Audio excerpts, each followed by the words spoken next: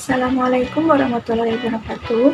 Halo semuanya, sebelumnya perkenalkan saya dari Fidel Utami dengan NIM 24010170007 dari Program Studi Pendidikan Biologi Universitas Muhammadiyah Purwokerto. Dalam buku kitab terdapat banyak organ vital yang mendukung kelangsungan sistem fungsional tubuh. Salah satu organ tersebut adalah organ reproduksi. Organ reproduksi akan membentuk sistem reproduksi. Jadi, di sini saya akan membahas mengenai sistem reproduksi. Setiap jenis kelamin laki-laki dan perempuan memiliki bentuk, struktur, dan fungsi reproduksinya masing-masing. Kita akan membahasnya satu persatu. Yang pertama, struktur dan fungsi organ reproduksi pada pria yang terdiri dari organ luar dan organ dalam. Di organ luar yaitu terdapat penis dan skrotum, sedangkan di organ dalam terdapat saluran kelamin, testis, dan kelenjar kelamin. Pada organ luar yaitu penis terdapat 3 rongga, 2 rongga bagian atas tersusun atas jaringan spons corpus cavernosa, 1 rongga di bawahnya tersusun atas jaringan spons corpus spongiosum. Spons corpus spongiosum ini akan membungkus uretra. Pada penis yang dikelilingi oleh pembuluh darah dan ujung saraf perasa. Fungsi alat kopulus yakni untuk memasukkan sperma ke saluran kelamin wanita. Selanjutnya pada skrotum atau kantung pelir merupakan kantong kulit yang melindungi dan membungkus testis. Skrotum berjumlah sepasang yaitu skrotum kiri dan skrotum kanan. Antara skrotum kiri dan skrotum kanan terdapat jaringan ikat dan otot polos. Adanya otot polos menyebabkan skrotum mengerut dan mengendur. Dalam skrotum juga terdapat otot lurik yang berfungsi mengatur suhu di sekitar testis agar tetap stabil. Pengaturan suhu ini berguna dalam proses pembentukan sperma yang memerlukan suhu sekitar 34 derajat Celcius. Pengaturan suhu dilakukan dengan mengerutkan atau melonggarkan skrotum sehingga testis bergerak mendekat atau menjauh tubuh. Berikutnya, kita akan membahas organ reproduksi dalam pada pria, yakni testis. Di dalam tubuh pria terdapat sepasang testis. Dalam testis terdapat saluran-saluran halus yang disebut dengan tubulus seminiferus. Disinilah tempat pembentukan sperma. Jadi, testis berfungsi untuk memproduksi sperma melalui proses spermatogenesis dan juga memproduksi hormon testosteron. Organ reproduksi dalam selanjutnya adalah saluran kelamin. Saluran kelamin pria terdiri dari epididymis, vas deferens, saluran ejakulasi, dan uretra. Secara keseluruhan, saluran kelamin ini berfungsi menyalurkan sperma dari testis keluar tubuh melalui penis. Lalu ada struktur penis yang pertama, vas deferens, berfungsi sebagai saluran yang dilalui sperma dari epididymis menuju vesicula seminalis atau kantung sperma. Kemudian yang kedua, vas efferens, yang berfungsi mengeluarkan dan menyalurkan sperma ke epididymis. Lalu yang ketiga, epididymis, berfungsi sebagai tempat pematangan dan penyimpanan sperma sementara. Yang keempat, lobulus, yakni berfungsi sebagai kantung testis yang melindungi tubulus seminiferus.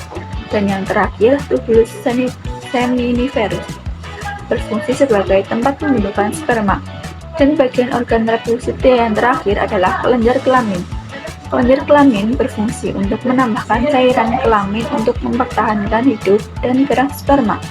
Cairan tersebut dihasilkan oleh vesicula seminalis menghasilkan cairan atau sumber energi untuk memudahkan gerak sperma, menormalkan keseimbangan saluran reproduksi wanita. Kelenjar prostat menghasilkan cairan yang bersifat basah pada sperma, mengandung kolesterol, garam, dan fosfolipid. Kelenjar Cowper atau uretra menghasilkan cairan yang bersifat basah.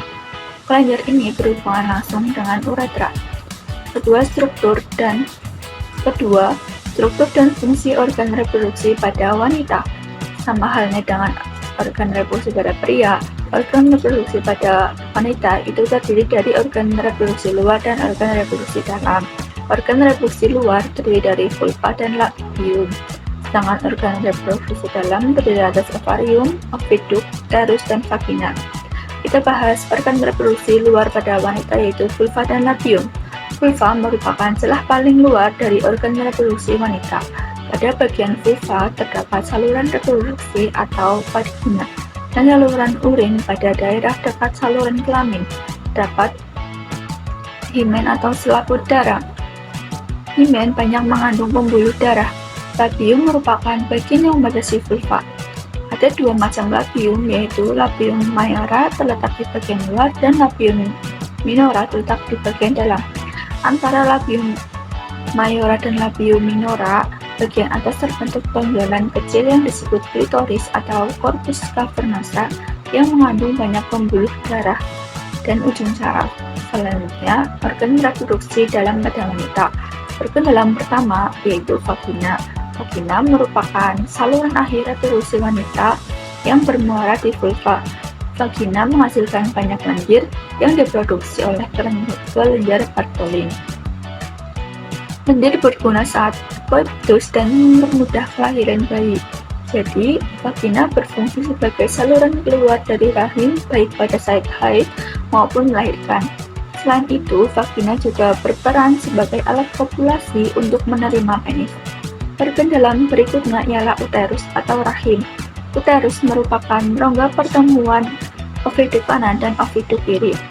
Bagian oviduk uterus menyempit sehingga disebut cervix atau mulut rahim. Bagian luar uterus dibatasi oleh dinding endometrium yang banyak mengandung pembuluh darah. Dinding ini akan menempel saat terjadinya kehamilan. Uterus berfungsi sebagai tempat pertemuan dan perkembangan embrio. Selanjutnya, oviduk atau tubuh Fallopi. Oviduk merupakan sepasang saluran kiri dan kanan yang ujungnya membentuk lorong yang disebut infundibulum. Pada infundibulum terdapat fimbriae atau rumbai-rumbai untuk menangkap ovum. Tubuh Fallopi berfungsi sebagai tempat fertilisasi atau pembuahan dan organ reproduksi. Bagian dalam yang terakhir itu pada wanita ialah ovarium. Ovarium terdiri dari ovarium kanan dan ovarium kiri. Ovarium berfungsi sebagai penghasil sel telur atau ovum. Sekian pembahasan tentang sistem reproduksi. Saya akhiri. Wassalamualaikum warahmatullahi wabarakatuh.